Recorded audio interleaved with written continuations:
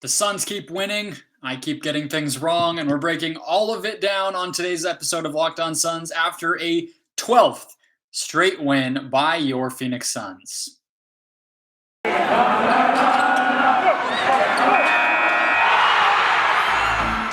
are Locked On Suns, your daily Phoenix Suns podcast, part of the Locked On Podcast Network, your team every day.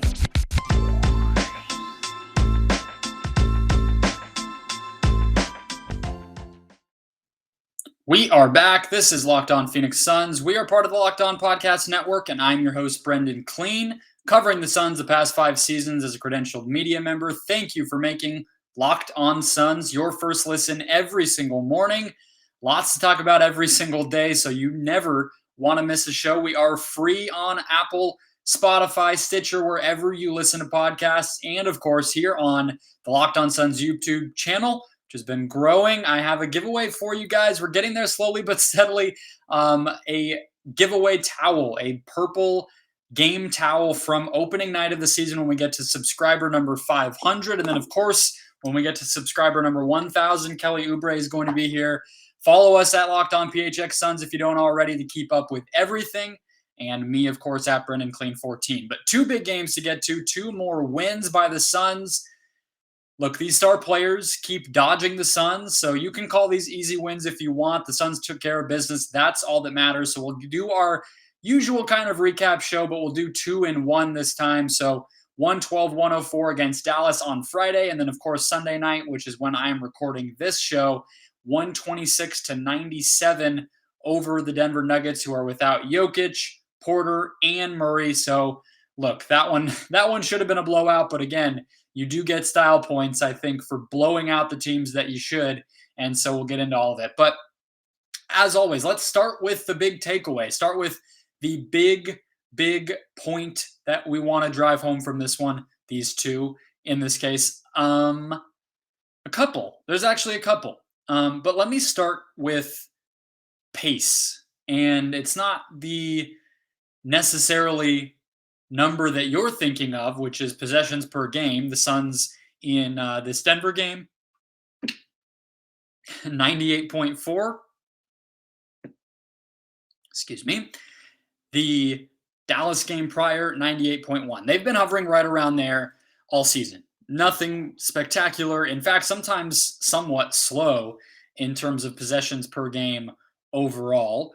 But that's because in some ways, the Suns themselves are not a high offensive rebounding team. They are a pretty good defensive rebounding team, so teams aren't getting second possessions. The Suns in these 2 games, at the very least, made a whole ton of their shots, so the other team is not able to get out and transition a ton. The Suns are keeping their turnovers low, so that stuff can artificially affect general pace, which is why that's not always actually that good of a stat, although it is beloved here with our 7 seconds or less dreams. It's not always the most accurate way to look at things. What can be more accurate is just looking at the games, watching the games. And I think it's pretty obvious that these 2 contests showed the Suns really getting comfortable playing with the type of pace that they want. We know in the half court, it's the 0.5 offense. It's the quick decision, not holding the ball, players moving and reading the floor and dishing the ball around and beating defensive rotations with all of that, more so than outrageous athleticism or all the other types of things that other teams might do, right? So that is the Suns style, but they really got back to it in these 2 games. And I would say especially in the Denver game, where they had 34 assists to just 11 turnovers. In the Dallas game, they had 17 turnovers, but 28 assists. So right around that 30 number, which is it's a benchmark the Suns want to hit. It's a pretty common benchmark that teams around the league try to aim for. And it really shows that is working. The other one that I always look to is 3-point attempts, because we know the Suns don't really take bad threes necessarily. They have great shooters. If the ball is finding a player who wants to take a 3, odds are that's a pretty good shot. And if they're generating a lot of those, that means the offense is working. They were at 29 3-point attempts on Friday night, and then 36 here against Denver to close out the week. So very good all around. But I would even say more specifically than that, some of the actual lineups that you're seeing. First of all, Mikal Bridges being confident is huge. Landry Shamet getting comfortable, although he still is in a cold streak. Unfortunately, that has been really big. Cam Johnson, of course, with the 22 points against Denver. Those guys have that green light and they have that quick trigger, and that's always going to be big. But the amount of ball handling that the Suns can put on the floor with a lot of these units, and I think especially because of the presence of Shamet, you're starting to see things really get unlocked because Bridges is comfortable. He had 4 assists in that first game, and I'm sorry, in the Nuggets game, and 3 in the Dallas game. And then, of course, we know that Shamet, Payne, Booker, and Paul can all put the ball on the ground, can all play make for their teammates, push the pace, hit ahead passes. They're all great at that. They all are committed to it. The departure of Willie Green hopefully did not make too big of a dent if this early season shows anything. So all of that is very good, and I think it's a huge reason why not only the Suns won these 2 games, but why you have to feel really good about them kicking it into gear. They have this road trip now where they're going to go to the East Coast. They're going to be tested a little bit. Cleveland, they're getting lucky catching Cleveland with no Evan Mobley. That should have been a tougher game. But then you have, I think, both of the New York teams to close out the weekend. So you got to hope that that identity that they're developing again and solidifying after they really put it all together in last year's postseason is really going to help. I know that's been the really like the blueprint, the repetition that I've been giving you guys throughout this win streak is that it's not like they're reinventing the wheel. It's them getting back to what they found at the end of the last regular season into the playoffs, and they're really just running roughshod over the NBA because they didn't have this level of execution last year for the full year. It took them a while. Now we're seeing what it looks like when they really have it going at all times. The other big takeaway from these 2 contests, from these 2 wins, is that Deandre Ayton is taking advantage of the matchups that he should take advantage of. If you remember, back last spring, when it was this year, but last spring, meaning the end of the last regular season, what really opened my eyes, I know I talked about it on this show, I know you all noticed it watching at home, is the way that Ayton was able to handle matchups, like identify what was going to be needed in a game, what advantages that he had. I'm sure some of that's game planning. I'm sure some of that is a high IQ basketball team identifying how to exploit its opponent. So I'm not saying that that's all Ayton, but I think he deserves a huge amount of the credit for doing this.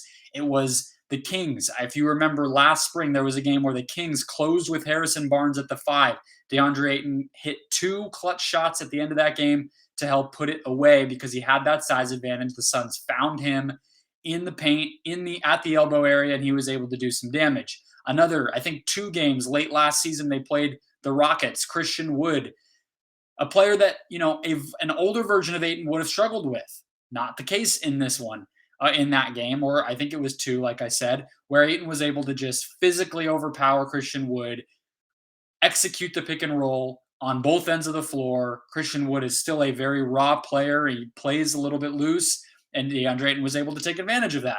Now, in these games, in the Mavs game with Kristaps Porzingis not really playing up to his size and the Mavs downsizing for larger portions of the game, Ayton was able to dominate on the glass. Would you like to have seen him score a little bit more? Sure, but he grabbed 17 rebounds. And then to close out a very good week, he had 21 and 8 against the Nuggets, was able to really punish them with Nikola Jokic out, whether that was JaMychal Green or Aaron Gordon or whomever it might have been.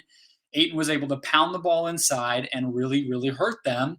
4 offensive rebounds, a block, 2 blocks actually, one really, really big one against, I believe, Facundo Campazzo, maybe Monty Morris, on a drive to the basket, just exerting his size in a way. And even you think back to the last couple of weeks of the regular season last year, there was that Rudy Gay game where Ayton really outplayed him. So that is the Ayton that you know when you see, right? You know it when you see it. He is playing that way. He is rising to the matchup, rising to the moment. Hopefully his legs are back under him. Conditioning was one of the main issues, but he didn't even have to cross 30 minutes in either one of these games. So very good stuff all around. That was the other big thing that jumped out to me is we did not see a gaudy stat line, some sort of 30-point game or anything like that from Deandre Ayton, but we saw him executing and exploiting. And that's what he's going to have to do. That's what he did all last season. That's what he did in the playoffs last year. He's not going to be this guy who is a wrecking ball, but he can be huge in his role and a really,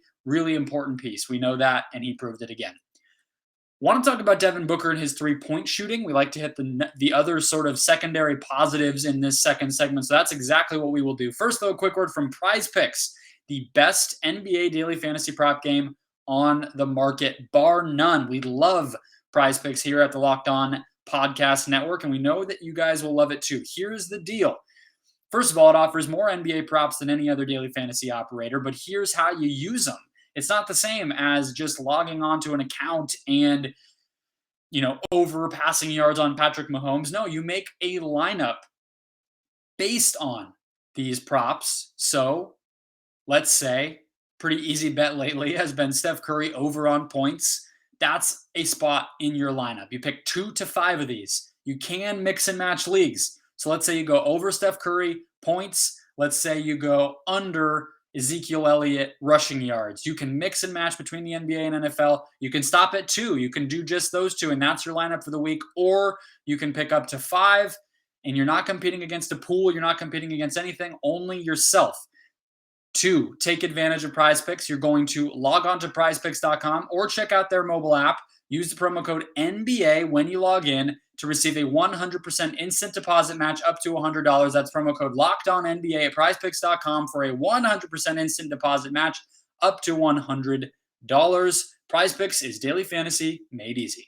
Today's show also brought to you by DirecTV Stream. Does this sound familiar? You've got one device that lets you catch the game live, another that lets you stream your favorite shows. You've got sports highlights on your phones and your neighbor's best friend's login just for the good stuff. Well, I want to tell you about a simple way to get all the entertainment that you love without the hassle, and a great way to finally get your TV together. It's called DirecTV Stream. It brings your live TV and on-demand favorites together like never before, so you can watch your favorite sports, movies, and shows all in one place. That means no more juggling remotes, no need to buy another device ever again, and the best part, no annual contract. So get rid of the clutter and the confusion and get your TV together with DirecTV Stream. You can learn more at directtv.com. That's directtv.com. Compatible device required. Content varies by package. Devin Booker over the weekend was, I believe, 5 of 13 from deep, which is pretty darn good, on nice volume, and of course, most importantly, making his shot. So it's been a little bit since I checked in on this. I wanted to do it again. Thank you guys for making Locked On Suns your first listen every single day. Hopefully, these little check-ins are what you're looking for, and we'll close out the show with another update. Frank Kaminsky, stress reaction in his knee, and so I'll get to that as well. 6.1 3-point attempts per game.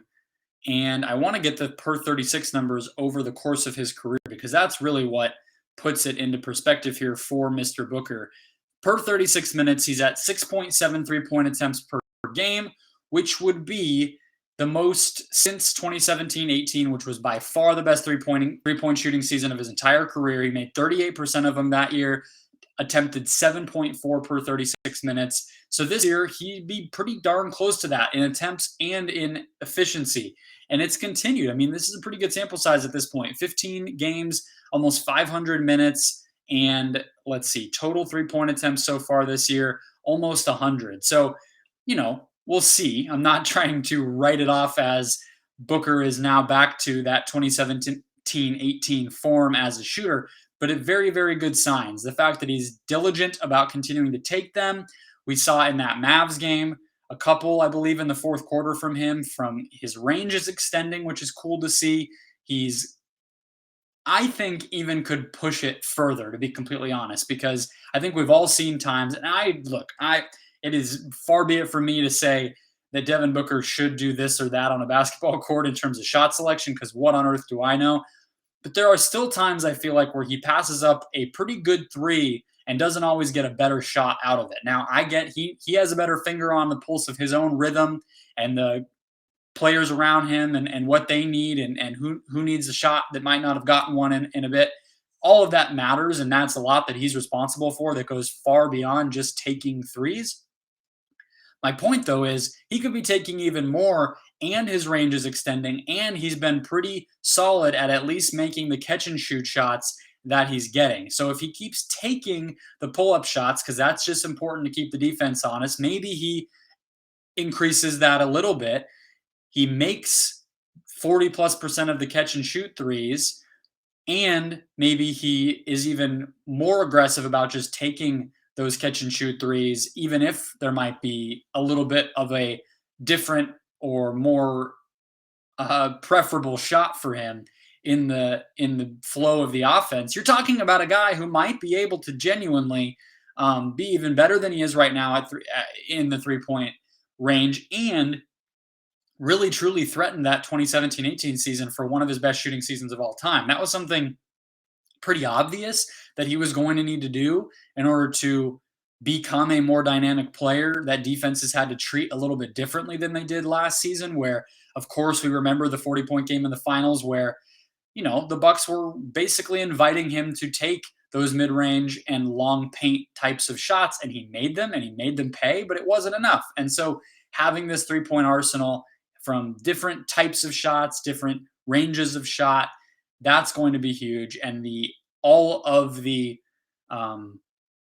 indicators are pointing up, and they're pointing in terms of it continuing. So I think that's very, very good. Continued this week, and hopefully will continue throughout this win streak, however long it may last, and beyond. But on that note, I actually do want to take a second to talk a little bit about how long this win streak could last. I mean, we're starting a new week here. Again, as I said at the very top of the show, I was completely wrong. So I might not be the best person to guess any of this, because I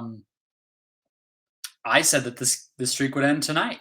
When Damon Allred came on the show this week, I said that they would lose to Denver. Now, I definitely did not know that Nikola Jokic would be out. I somewhat assumed Michael Porter Jr. might be back, so I won't. Who cares? It was a random prediction. It was a dumb guess, and I obviously got it wrong. But maybe I'm not the person to continue to doubt them and put this on the line. But they have two incredibly difficult games. They, granted, do have a day in between them, so that's a positive. But they have Brooklyn. Well, they have New York, the Knicks on Friday, which leads into a back-to-back against Brooklyn. Not a terrible back-to-back, literally the same city, but still playing games on back-to-back days against Brooklyn on Saturday.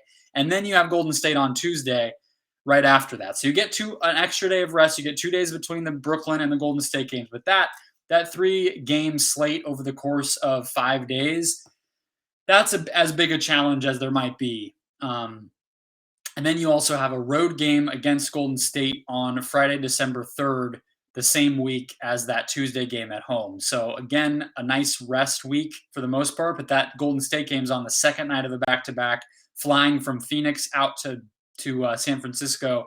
So I would say they probably lose one of those games to Brooklyn or either of those Golden State games. But let's say they lost on that Friday to Golden State.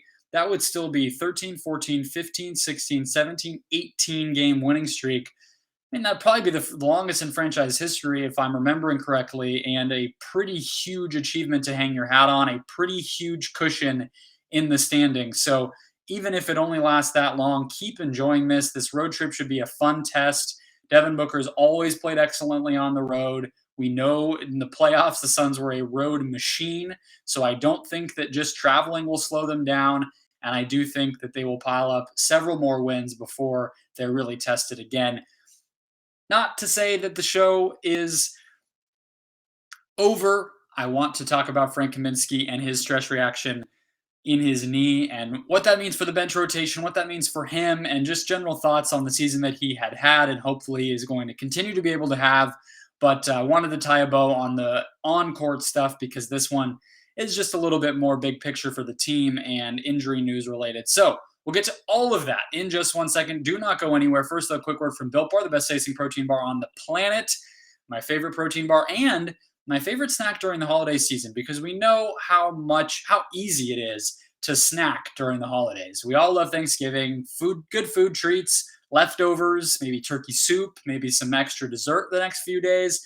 But we also know that that can have some ramifications. Just one slice of pie has upwards of 300 calories. A Built Bar, on the other hand, only about 130 and only about 4 grams of sugar with plenty of protein. So a much better snack option if you're digging around in the pantry than another slice of pie or cake or turkey, even cranberry, whatever it might be. Built Bar is the way to go. Low calorie, low carb, low fat, high protein, all covered 100% chocolate, all soft and easy to chew, all delicious, and new surprises all month. I believe they're coming out with at least one new flavor, one surprise bonus flavor every single week from here on out throughout the holiday season. And there's nothing like a Built Bar Black Friday. So mark your calendar and check back at Built.com all season long for new favorites, special offers, and more. Again, that's Built.com. When you make your purchase, use the promo code LOCKED15 to get 15% off your next order. Again, that's promo code LOCKED15 for 15% off at Built.com. All right. Frank Kaminsky, unfortunately, goes down. And I will read the specifics of the injury, and then I'll tell you what I initially thought about it. So, stress reaction in his right knee, out indefinitely. He had missed the past 2 or 3 games with a knee injury. It was not really elaborated upon. And now he is out for a while. We don't know if he's getting surgery. Monty Williams just sort of expressed remorse that it had to happen right at the worst time when, if you remember, Kaminsky obviously had the career high and he was playing so well, really spurred along this winning streak when it first was beginning with his strong play. And even when Deandre Ayton came back, Monty Williams found a way to get Kaminsky on the floor. Now, I don't know if that was going to continue. I was advocating for it to continue, for Kaminsky to play over Nader. All beside the point, because the timing was terrible, and that was exactly when the injury struck. And so I totally agree with Monty. The timing is terrible. It's disappointing that he wasn't able to continue to play as well as he was and get the opportunity to contribute for his team. And it sucks all around. But what I was going to say is that it reminds me of the last time that we heard about a Frank Kaminsky knee injury. If you remember, it was all the way back right before the shutdown in the pandemic, for the pandemic, and then leading into the bubble. Frank Kaminsky did play in the bubble, did not play incredibly well, but right before that shutdown, Kaminsky had surgery. I believe arthroscopic knee surgery, because I don't know if, I think it was actually a stress reaction as well. And so that's ominous for this new injury, of course, and hopefully it's not related and isn't a compounding hurt injury. But the reason he had to get that surgery is because he did not handle the injury correctly. And I believe it was Dwayne Rankin who wrote a story about this at the time. But basically what happened is Kaminsky wasn't really open with the team, wasn't really honest, and tried to play through the pain, play through the injury. It hurt a lot. He eventually came to the team and said, hey, I'm really feeling discomfort and pain in this knee. Can you guys check it out? They did. And what they were able to find is that, yeah, it was really screwed up and it was a bad situation and he needed surgery. And so he had been out for a couple dozen games, I believe, when the shutdown happened. And then he's able to recover during that time and then get back on the floor for the bubble. Didn't really play super well, trying to get his feet back underneath of him, and then didn't get a contract guaranteed in that offseason. So I guess the thing that I'm saying here is that I'm glad that I guess the sort of normal course of action ended up playing out here, where Kaminsky sits immediately, has the confidence and comfort to know that he doesn't necessarily have to worry about his future. I'm not saying that I believe he'll be out for the season necessarily. And of course, it's way too early to say whether the Suns would re-sign him next summer or any of that. I don't know. But it's the right thing to do for his own health. And I guess I'm just glad that he didn't have to worry about free agency necessarily. And it's early enough in the season where he was able to get it taken care of, not have to worry, because on top of recovering from that knee injury during the shutdown, I also feel like if you remember watching all of his workout videos on Instagram and whatnot, he seemed to be getting into great shape. And I think over the past 2 seasons, you've really seen that. I think I've even noticed it, especially this season, where he's really running the floor well. He's slimmed down. He moves better. I think that's a big part of why his defense went from awful to like maybe just a little bit below average, whether you're looking at the stats or just the eye test or whatever. He's not nearly as plotting and sort of ground bound as he was when he was in Charlotte. I think he moves and flows so much better. So it's a real testament to the work that he put in physically to get to that point. So hopefully handling this injury early, doing it as you're supposed to and not worsening anything can get him back on the floor. And maybe, who knows, maybe this can be sort of a once and for all type of treatment to the knee where he's able to just move on with it. And obviously that's what we would all hope. But as far as what it means for the rotation, we saw a sneak peek in this game. He was obviously not on the floor, Frank. In his place, we basically saw that Monty played Mikal Bridges / Cam Johnson really as like a backup 4. So the bench unit, quote unquote, was Payne, Shamet, Johnson, Bridges, McGee. And in this game, it was a little hard to tell in terms of the minute load with that type of a rotation because they were ahead by so much in the fourth quarter that they didn't really need to actually extend anybody in minutes. But even with that, Bridges played 33 in a blowout. So you could easily see if this game had been competitive, he would be in that 40 range. So I don't know how sustainable that is, but this also was a game where Abdul Nader sat, and it was for injury management on his knee. Of course, he also had surgery for I believe it was a partially torn ACL or partially torn meniscus, that type of thing last year, and then came back in that third round. So hopefully that's not anything serious. And then if he comes back, things do sort of latch into place. But if you're looking at consistently needing to play games without both Kaminsky and Nader while Dario is also still out, there's not an awesome answer because Jalen Smith doesn't seem to have the trust of the coaching staff, or they just don't want to deal with him playing if they know he's not part of their long-term plans, which is just unfortunate, but it is the business. And they don't really have another sort of like forward option unless they want to play their two-way guys, Ish Wainwright or Chandler Hutchison. So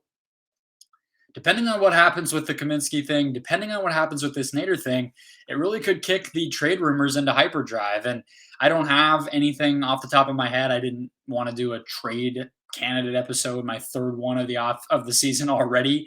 We want to celebrate the winning, of course, here on the show, but it's obviously going to be under scrutiny if the Suns now are without 2 rotation players. They're not, they're sort of the end of the bench guys, but they matter. You got to fill those minutes, especially during the regular season. So maybe we do see the Suns peruse that market a little bit more if these guys do have to miss time. I think they can survive without Frank. They'll just have JaVale play more, and Nader can get back into his role. But if Nader has to also miss time, you're really starting to get into something. So something to keep an eye on. Keep it right here. The Suns have not released their injury report for Monday yet. They don't have to until tomorrow on Monday, game day. So by the time I recap that show, we'll obviously know a lot more of who played and who didn't. This back-to-back should be interesting. Not a very fun flight at all to the San Antonio Spurs. So keep it right here. I'll let you know what happens. I'll recap the show right after the final buzzer, and enjoy your Monday.